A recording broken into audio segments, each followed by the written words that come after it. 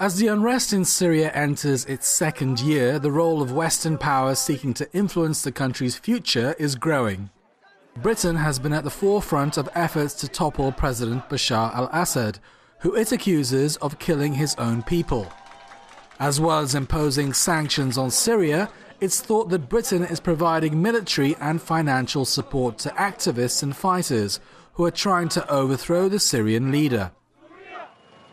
But within the UK itself, there's little appetite for another foreign intervention, especially at a time of economic crisis at home.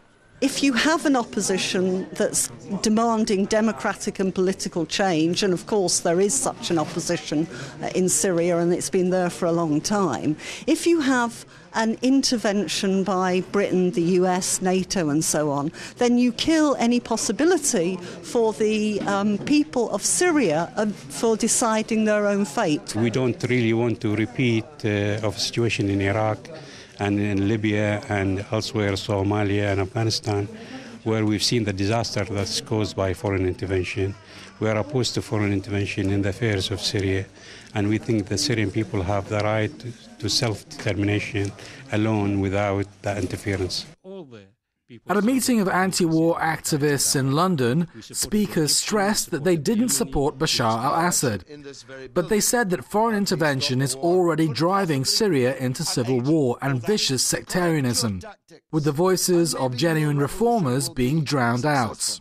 I hope, very much hope, that the Kofi Annan plan of a negotiated transition to democracy in Syria can work. But if I'm wrong, anybody who launches a united, progressive, democratic struggle against the Syrian regime will have my support.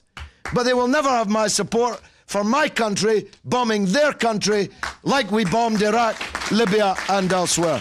Speakers at the conference stressed that change must come to Syria and the political system must become more accountable and democratic. But they warned that destroying the country will not achieve that. Many analysts here feel that the British government was in deep shock when the Arab revolutions erupted and the favourite dictators started to fall one by one.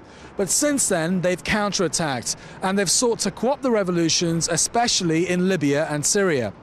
But the message from the anti-war movement is that all Western interventions in the Middle East are disastrous and the Syrian people especially should beware of them. Roshan Mohammed Salih, Press TV, London.